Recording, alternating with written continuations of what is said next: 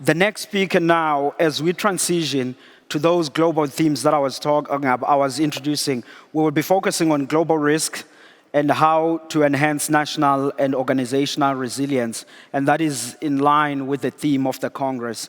And the person who's going to help us understand that theme better is Richard Smith-Bingham, who's going to be joining us online from Europe.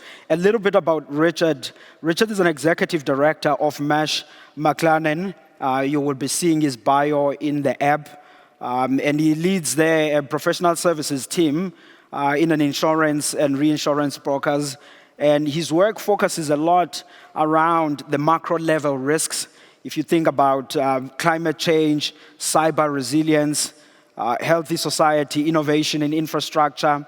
And he has done enormous work around the work of the World Economic Forum risks report. So it's someone who has been looking at these issues from a global perspective. And I think this morning he will help enrich our understanding and, of course, reflecting to an extent also on South Africa. If I can ask our colleagues at the back to bring Richard in. And Richard, we are so grateful that you could make time such early morning to join us in the Congress. You have a full house this side. You might not see us, but we are looking at you and really looking forward to hear what you will share with us. Thank you, Richard. The floor is yours. Great. Thank you, Wandile, for that introduction. Can I just check that you can hear me? Loud and clear, Richard. Thank you. Brilliant. Thank you very much. And good morning, everyone. Many apologies for not being able to make this event in person, but I'm delighted to be able to share a few thoughts to open the proceedings today. And a great quotation from Theo there, very much focusing on the effort, required in difficult circumstances, but that certainly seems to be the road ahead. Now, perhaps the first session of the morning isn't ideal for listening to a talk on global risks. It can't be good for any hangovers and provides somewhat of a downbeat start to the day. But I trust it is going to provide that useful macro level context for the operational and strategic challenges your sector faces. And I think just to put myself into context a bit more, I am from Marsh McLennan, as Wandile said. It's a collection of 4 businesses collectively focused on risk, strategy, and people, each one of them a leader in its own field, but even more powerful when their unique combination of capabilities come together. I've been with the firm 14 years, and a good part of that time advising industrial companies on how to link risk and strategy. And I now run a think tank at the heart of the firm, bringing together the brains of our businesses on those 6 core and connected challenges that were mentioned earlier: technology, infrastructure, climate, health, workforce, and the changing risk landscape overall. And my starting point for this talk is really that this is really a time of extraordinary challenges and high levels of uncertainty. And I dare say even more so than when Agbiz proposed this session a few months ago. Businesses and indeed countries overall are facing contingencies or disasters of unexpected magnitude, and concurrent and compounding crises that amplify impacts and are harder to manage due to being multifaceted. Facing major transformational agenda that are essential for future-proofing and that are in themselves, full of risks. And finally, the prospect that the world of 5 years from now might well have quite different contours to that of the present due to seismic geopolitical developments.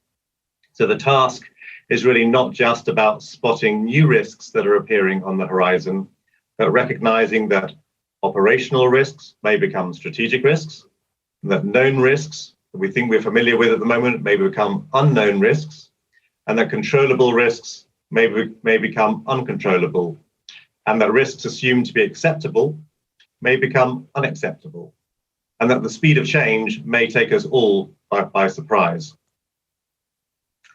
So late last year, when I was working with the World Economic Forum to prepare the 2022 Global Risk Report, we surveyed, as we always do around that time, about 1,000 risk experts. And when they were asked about the signature characteristic of the global risk outlook over the next 3 years, more than 2/5 expected persistent volatility and multiple surprises, with not many fewer anticipating fractured trajectories and divergence. And a full 10% were gloomier still, awaiting progressive tipping points with increasing catastrophic outcomes, which left only about 11% expecting an accelerating economic recovery. Well, the doom mongers are arguably in the ascendant now as we enter a time that is more dangerous, more unstable, and less prosperous. So in the next half an hour or so, I'm going to speak first about the big risk issues and the fragilities we should have on our radars, and then what this means for how we might think about resilience. Because we are, of course, facing a convergence of crises. The pandemic, of course, is by no means over and presents continuing strain on national health systems in the first instance.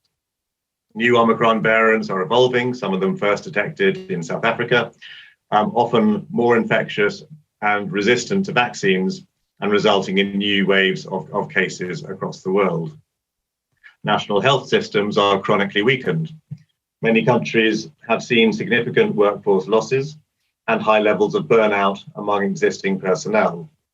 The extent of long COVID cases is becoming apparent. The numbers in the UK are now about 2 million.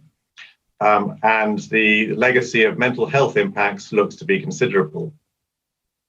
There are huge backlogs and fresh pressures due to misdiagnoses and treatments during 2021 as healthcare facilities were overwhelmed with acute COVID cases and some patients stayed away to reduce exposure risk. And the crisis has left economies and national finances weakened. This is particularly acute for countries that went into the pandemic fiscally weak. The crisis has increased inequalities and has had a lasting hit on employment in low and middle income economies in particular. I see in South Africa that's risen from about 29% at the end of 2019 to 34% at the end of 2021, with the figure for young people being substantially higher. And global supply chains disruptions have impacted the return to growth. The number of supply chain disruptions worldwide doubled from 2019 to 2020, and again from 2020 to 2021. They look to be easing in the first part of 2022, but have gone rapidly downhill in the last few months. And this is caused not just by one crisis, but by a perfect storm of crises and disruptions at multiple points on highly interconnected supply chains. And we know why. I mean, suppliers, of course, were slow and understandably slow to ramp up production and capacity again, and were caught out by the fast return of demand. And this was further complicated by the recent COVID outbreak in China. There has been entanglement due to logistics systems that have long prioritized efficiencies over resilience. So we now have ships that don't run all routes, and port capacity constraints, not enough drivers, or not enough containers, and freight costs have multiplied by a multiple of 5 since July 2020. The war in Europe has added further complications due to the pivotal position of Ukraine in certain supply chains, in conjunction with far-reaching sanctions on Russia. And finally, extreme weather and climate change have affected both the reliability of production and transportation. And all this has made for key commodity and component shortages and high levels of inflation, by which I mean, if we look at energy, Europe's eventual ban on Russian petroleum imports means that global oil supply will fall. OPEC is not going to step in. The producers are happy with high prices, and most actually can't ramp up production anyway. Those that can, Saudi Arabia and the UAE, have distinct political agenda and partly sense that the demand decline later in the year. The US shale producers and big energy players are not really drilling anymore. And last week, President Biden wrote to the nation's largest oil companies with the threat of emergency powers to boost refinery output. But even if they were to extract more oil, the US has considerable refining capacity constraints. And then, on Tuesday this week, the IEA warned Europe to expect Russia to close off all gas supply in the coming months. As for technology components, we have a historically concentrated and semiconductor supply chain that was disrupted by the pandemic at different stages. And now wafer fabrication facilities are struggling to produce modern chips without Ukrainian neon and Russian krypton and Russian palladium. Shortages are leading to scarcity and delays and higher prices, affecting multiple industries, automotive, electronics, utilities, and many more. And last week saw a truck driver strike in South Korea, affecting the transportation of microchips and other components. And of course, food. Delegates at this event are far more knowledgeable than me about soaring maize and wheat prices, cooking oil shortages, and impacts on the availability and the cost of fertilizer and fuel. And regarding wheat, of course, it's not just the supply shortfalls from Ukraine and Russia due to the conflict, with that safe passage deal very much up in the air and it's still at very early stages, but also droughts in France, in India, in the US and Canada that are affecting yields as well. And as we know, Africa depends on imports for 85% of its wheat consumption, and nearly half of the continent's countries rely on Russia and Ukraine for wheat imports. Russia is, of course, also a major supplier of fertilizer to more than a fifth of those countries. On top of this, East Africa is facing the driest conditions for more than 40 years, and the civil war in Ethiopia has pushed hundreds of thousands of people into famine conditions. And West Africa is facing its worst food crisis on record, exacerbated by Islamic insurgencies and worsening floods and droughts. And I understand that at the moment, food and energy price inflation in South Africa is running at about 15%. So I think net overall, business and consumer confidence has sagged heavily in a lot of countries. In the UK, for example, we have a major cost of living crisis. This was actually already predicted even without the war in Ukraine, but it has become a lot more intense and a lot faster now.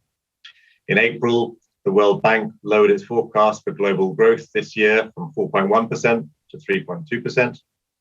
10 days ago, the OECD lowered its global forecast from 4.5% to 3%, estimating only 1.8% for South Africa this year and 1.3% next year, following the global commodities rally last year.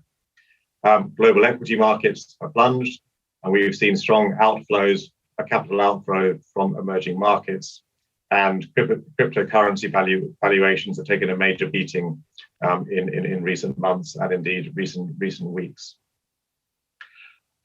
The pandemic aftermath, geopolitical friction and conflict, and these macroeconomic concerns and food security crises are spurring, exacerbating, and will spur further domestic, political, and societal instability in various countries. Sri Lanka being the most obvious example out there. National governments are under considerable pressure at the moment and are responding through consolidating emergency powers, crackdowns and populist policies that may not be good for the longer term. And the divisiveness that we have seen in recent years, often fueled by misinformation and disinformation, has persisted, and there are multiple outbreaks of unrest. Data from last year was already suggesting an uplift in involuntary migration globally due to the pandemic, increasing climate impacts and conflict, and against the backdrop of harder border constraints due to pandemic spread concerns, nation-first politics, and changing labour markets. And developments in 2022 are only going to make this more acute from a much broader range of countries than the 6 million refugees from Ukraine. So I ought now to speak more directly to the most recent twist in the global risk landscape, Russia's invasion of Ukraine and its implications for international relations. And on this slide, I've divided countries into three groups for that nearer term view. So advanced economies with a strong interest in existing global multilateral system and the rule of law, have a strong imperative to support Ukraine against its aggressor without getting directly involved. But this is increasingly a high-stakes game, especially for NATO and the EU, posited on Russia's decline and President Putin's eventual fall by leaders who are under pressure, who are often under pressure at home, increasingly blurring the line, which is largely a line that is largely in the eye of the beholder between support and participation. And beyond the actual conflict, prolonged economic weakness, especially in the West, looks likely, with the UK possibly going into recession later this year and the US early next year. And of course, we are already seeing this consolidation and amplification of national security-oriented coalitions, and an even higher priority on national security criteria in foreign direct investment, critical infrastructure ownership, and nationally sensitive industries.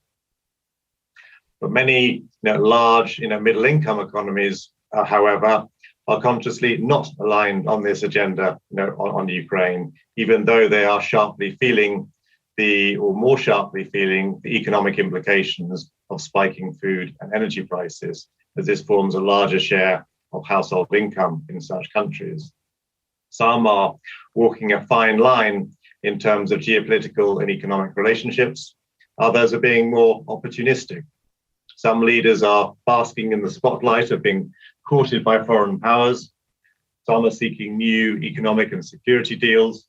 Some are looking to burnish their regional leadership credentials. And a high proportion overall are actively and overtly looking for the diminution of the US hegemony and a reshaping of the global order. And for smaller and weaker states, the crisis exacerbates those post-COVID economic challenges from increased debt through the balance of payments issues to problems with weak growth. With those, of course, those greater food security challenges threatening societal instability. And leaders may lean more heavily on authoritarian sponsors, fiscally for infrastructure, and for military support as well. Either way, this comes at a price, and there'll be less opportunity to pivot. And I'm deliberately not saying much about Africa, here in South Africa in particular, as I know that Professor Soko is going to speak about this with deeper expertise after me.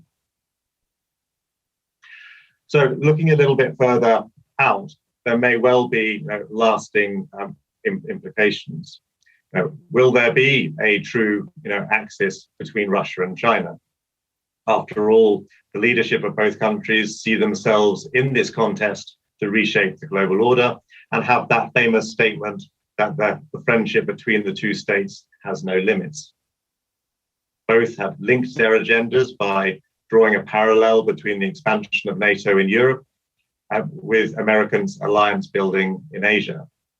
And they both want clear spheres of influence, with China the undisputed power in Asia, and Russia having a block on security arrangements in Europe, and America pushed back to its shores. They've done joint military exercises together, and China is now taking advantage of cheap oil. But this may not be a deep alliance over the longer term. I mean, ultimately, China very much places a great store on stability, while Russia exploits and thrives on instability. And it'd be hard to form a single sort of coherent economic agenda between them. Nonetheless, that sort of bloc mentality may become more prevalent in some parts of the world as trading and security alliances evolve.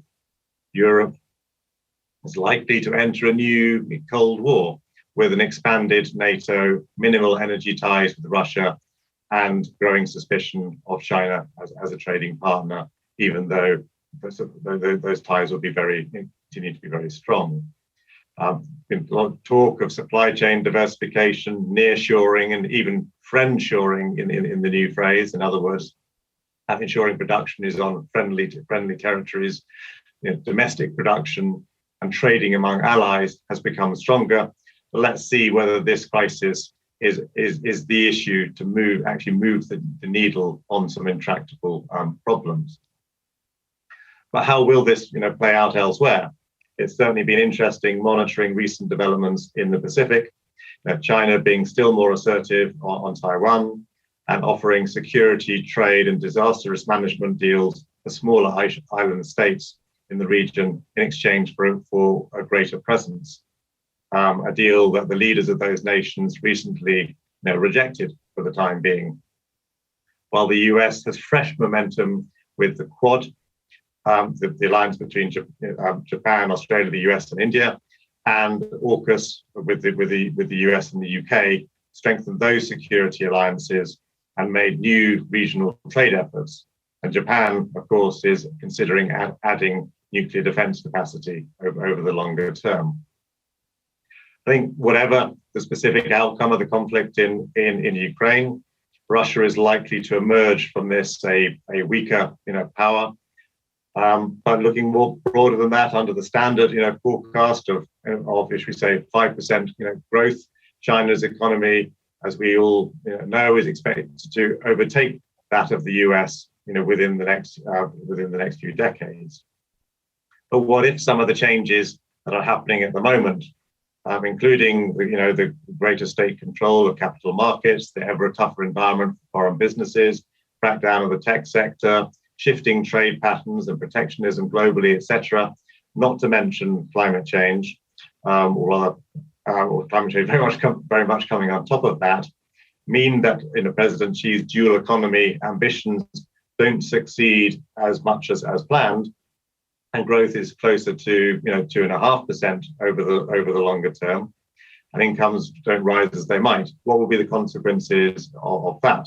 Certainly, that means that the balance of economic power swings in a slightly different direction, with consequences for partnerships and expectations across a variety of countries where those interactions are strongest, which are already sort of facing, as I said, those long COVID and climate-related economic headwinds, as in Africa. And I expect Professor Soko will speak more directly to some of those opportunities and challenges, those choices and trade-offs for African nations.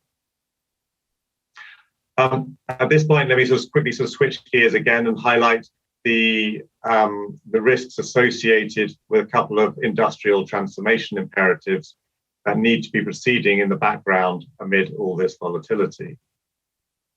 The first relates to the key challenges with decarbonisation ambitions. Like other countries, South Africa has had a net zero goal for 2050 for the last couple of years, and last year tightened its target for 2030. And the agriculture, forestry, and land use sector contributing about 10% of South Africa's gross total emissions. International commitments, investor pressure, and societal concern may be higher than ever, but the headwinds in many countries in the form of continued fossil fuel subsidies, half-formed national strategies, post-pandemic economics, and the sheer complexity of the transition measures have become equally acute. So we should all anticipate a degree of disorderliness within whichever pathway is adopted. It comes back to that effort quotation that Theo mentioned earlier. So if it is very much concerted and speedy within countries across the world, there will be inevitable discontinuities and disruptions from misalignment within and between industries, and pressure from rising concern about household affordability in the political realm. If momentum slows and then becomes stronger later, that may be easier societally in the near term, but a more aggressive transition in due course would cause that greater disruption with significant conflict between the required expenditures for decarbonisation versus adaptation in the future. And paradoxically, as Europe scrambles for oil and gas at the moment, mid to longer term, there is that fierce alignment of energy security and decarbonisation goals. And even persistently high oil price in itself could force a disorderly green transition. And the UK is working hard at the moment on new nuclear and an expansion of offshore wind farms. And as the ambitions, gather pace and greater accountability becomes more consolidated by more robust reporting mechanisms, and Scope 3 emissions are factored in, exports produced by carbon-intensive energy are likely to face trade restrictions and consumer backlash in trading partner countries in due course.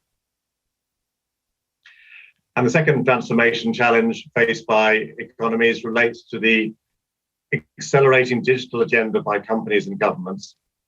And we know that the pandemic, supply chain challenges, societal behaviours, technological advances all point to more e-commerce, more e-government, automated manufacturing, remote working, etc., AI deployment and cloud dependencies. And we have the ambitions for Internet 3.0 and the metaverse coming fast over the horizon. At the same time, 2021 saw a ransomware attack every 11 seconds. And attackers have developed new capabilities, new business models, and new payment mechanisms. And there continues to be that intense level of state-related disruption, misinformation exploits, phone hacking and surveillance by governments, and a colossal amount of data theft. And this is hitting all organizations' bottom line in the form of disruptions and costs. And there is the prospect of that big sort of spreading attack in the background. And I think while cybersecurity arrangements have certainly improved in the recent years, there remain these persistent concerns about the vulnerability of internet architecture and coding practices, the shortage of cybersecurity experts globally, and the vulnerabilities within cybersecurity supply chains. So, taking a step back from all these things, and I hope I haven't sort of depressed everyone too much as part of this. This really is a time of converging risks with the pandemic, geopolitics, social instability, financial markets, supply chains, and industrial transformations, all intimately entangled and threatening system-wide crises. And the possibility of multiple alternative outcomes and the likelihood of possibility of plausibility of radical scenarios demands fresh approaches to how companies evaluate risks and, perhaps more importantly, fresh approaches to resilience. So if we anticipate interdependent risks that have these complex spillover effects and crises that may speedily change shape, our outlook individually and collectively needs to be truly vigilant. Our capabilities must be multidimensional, and our deployment of them should be supple. And taking a resilience lens rather than a risk lens is an opportunity to go straight to the issue that's destroying a firm's, or that might destroy a firm's ability to deliver successfully. In some ways, it doesn't matter whether it's a conflict in Europe or a global pandemic. A brittle supply chain is a critical weakness, full stop. And so expanding on that, it's not just about appreciating your assets and your processes, but also the vulnerability of other organizations in the ecosystem, the suppliers, the utilities, other service providers, and even customers, as their ability to cope with disruption may not align with your own. And it's not just about tools such as risk scenarios, financial buffers, and business continuity plans in isolation. It's about how a diverse range of resilience strategies work in concert with each other, blending that structural hardening with greater agility in a crisis. I mean, put bluntly, what fallbacks do you have for that continuity? Moreover, as the pandemic has strongly illustrated, supportive employee behaviours, especially when empowered by good leadership and effective communication, are a vital lubricant for any resilience strategy. And that dynamic, broad-based resilience culture will help firms to be alert to changing circumstances, ready to challenge themselves about blind spots and shortcomings, and on the lookout to adapt response strategies to better achieve critical goals. And I very much see, within this, there is a strong, overlap or alignment between firms' resilience efforts and their growing ESG ambitions as well, in terms of being on the front foot for decarbonisation, being more embedded in communities, as your sector most certainly is, and being more diverse and inclusive overall. And I think a strong alignment between this resilience agenda and an innovation agenda in a rapidly changing world. But I think it's all very well for individual businesses and value chains to enhance resilience, but that only gets us so far.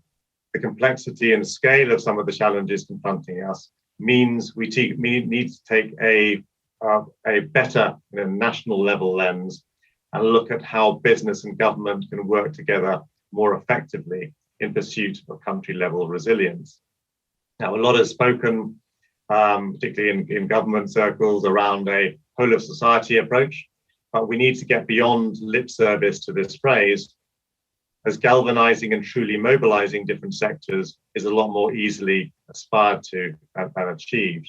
And too often there's a shortfall between assumptions and reality, between plans and execution, and good practices are hard to instill and can quickly wither.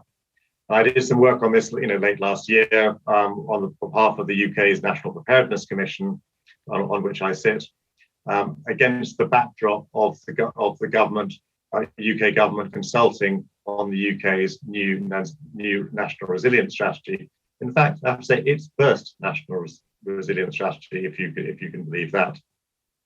And our report, ended by setting out the 17 distinct opportunities from stockpile management, contingency procurement models, and new insurance pools, to stronger critical infrastructure stress testing, cross-sector exercises, and industry-based codes of conduct in a crisis.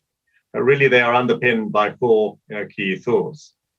I mean, first is that given that resilience is such a multifaceted and sort of fuzzy word in itself, although richly defined in many places, and the risks are very much shape-shifting, it's important that governments ground national resilience strategies with a clear view as to what they're trying to achieve, which may be things like reducing the vulnerability of communities to disasters and spurring faster and more equitable recovery from them. It may be about maintaining the reliability of critical infrastructure and ecosystems that underpin daily life and economic activity, or as well, securing nations' long-term strategic imperatives by developing the platforms that help citizens and businesses to prosper over the longer term.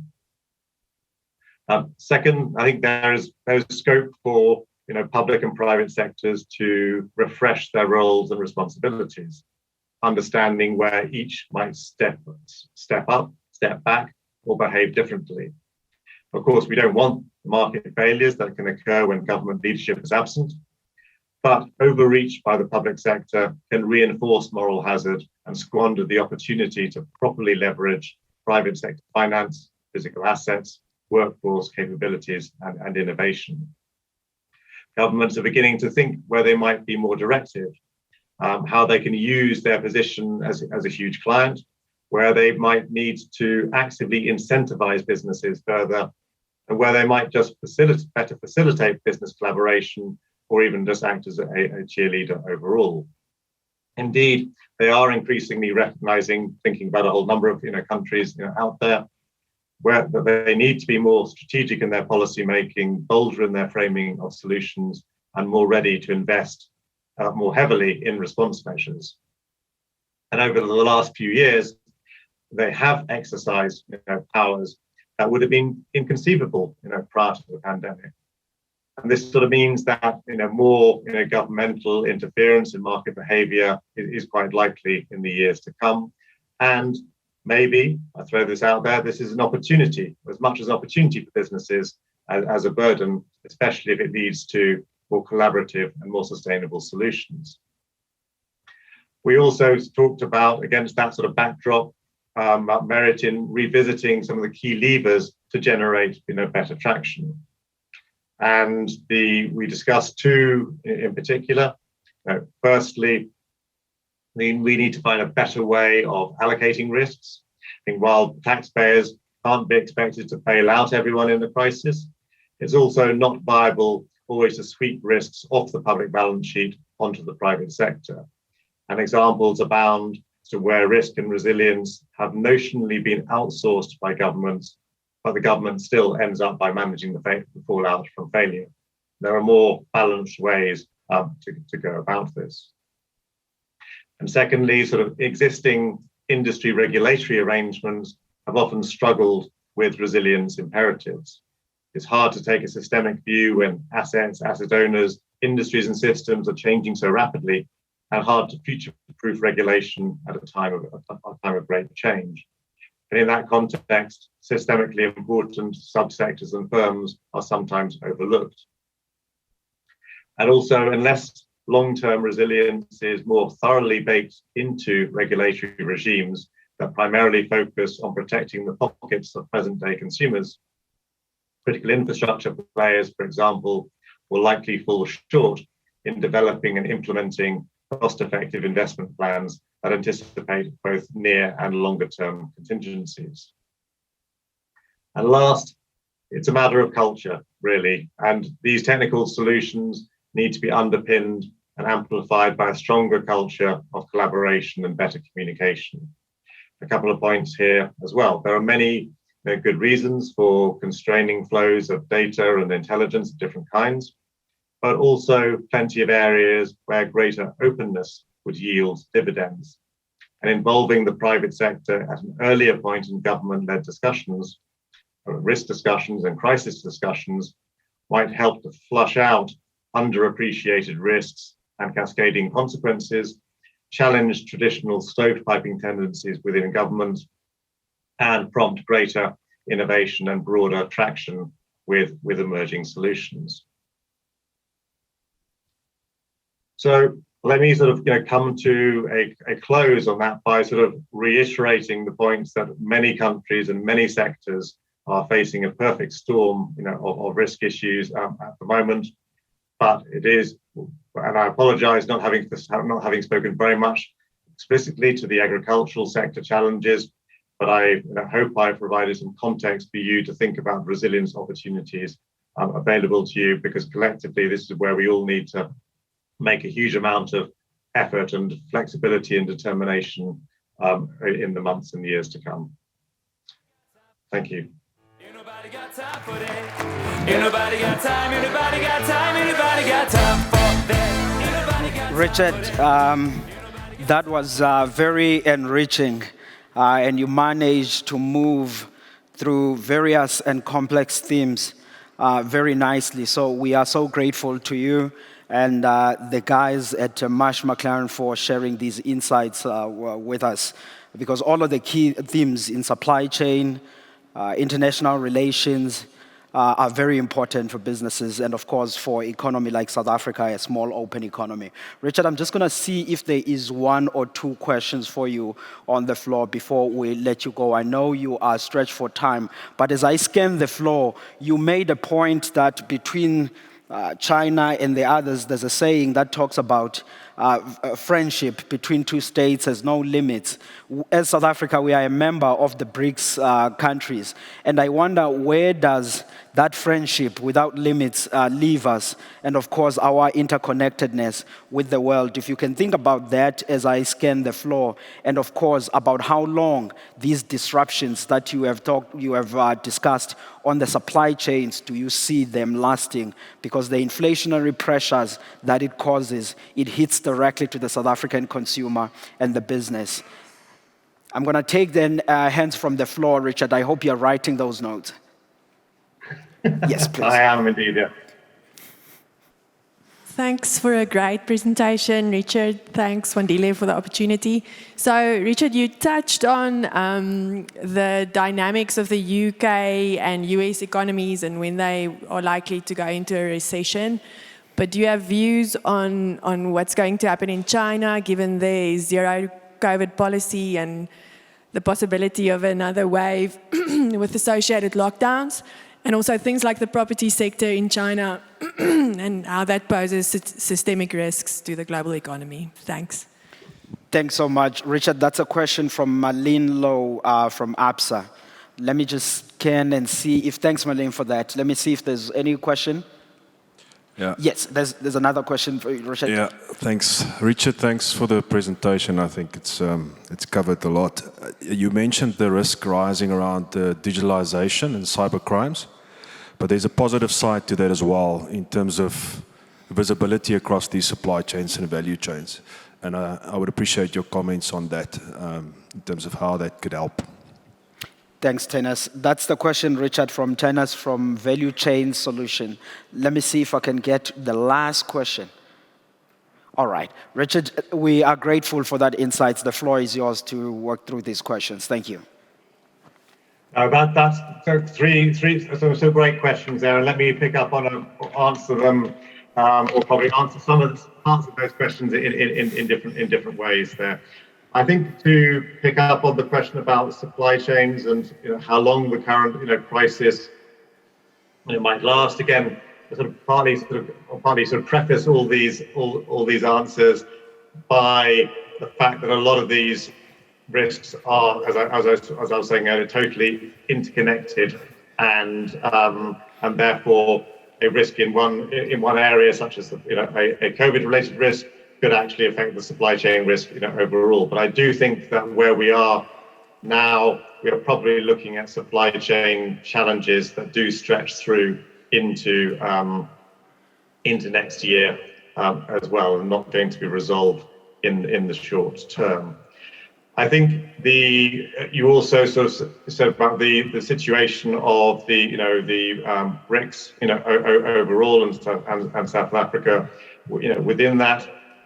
I think there is this challenge as to how those trading partnerships and friendships will last over the longer term. Obviously, the BRICS in itself are a collection of countries that are, should we say, have commonalities by size rather than by a lot of other sort of coherence in terms of agenda. And I think we is entering a time where some of those alliances are going to sort of reform in different ways. I think the overall challenge and question within how things pan out in the future is the extent of protectionism within that, and how those policies begin to develop for national security, economic and other regions. Because I think that in particular is not a good outcome for emerging markets and developing economies in particular on that. So I think that would be the key concern there. Maybe actually this does become a spur for deepening some of those South-South relationships over the longer term, to avoid getting caught up in some of the geopolitical frictions elsewhere, which are not strictly part of their sort of local area of concern, but for some of those countries. I think in terms of the situation in China, I think what I'm trying to do here is just to very much to throw out different ideas about the future, because I think we should very much not expect the future to follow the base case scenario that we had expected before. So I think there are all sorts of headwinds and potential shocks to come. You did mention the speaker. The question did mention a couple to do with the economy in China. I certainly think that there will be more COVID outbreaks, and there may even be more variants that are more malicious than Omicron at the moment. But I do think certainly President Xi has invested a lot in the zero COVID approach, and it's going to be very hard, certainly this year, to be able to row back from that approach, as I think the consequences due to their vaccine arrangements and the density of living and the et cetera, will mean that the death toll would be considerable from that. So I think it's a hard policy to row back from, even though it is, as we have seen in other countries, that ability to move from a policy focused upon constraint to one that one focused on absorption is sort of the way to be able to accommodate some of these risks. And so it's very interesting seeing these different approaches to resilience overall, and how you do need to shift from one strategy to another over time. I think on the digitization agenda, as absolutely great point that was made there about that getting greater insight into supply chains through sort of more risk-based technology, through the new analytics that that is provided here. I think this is very much, you can get that understanding in a more real-time, in information on supply chains through some of the analytics that are available now. And I think this can not only help you to understand pressure points more effectively, but also to be able to make decision making a lot faster to when issues start emerging, rather than as in the past, you only really know when you've got a massive problem on your hands on that. Yeah. So I think being able to have that sort of single source of truth, through a supply chain, through some of the new analytical tools, I think is extremely valuable. Richard, thank you so very much for that. It's a pity you are not here in South Africa. You would have experienced South Africa's great wine, steaks, and fruit with us. But when you're back in the country, we will make sure we reserve some great South African wine for you at the Agbiz office. We are grateful for your time. Thanks again.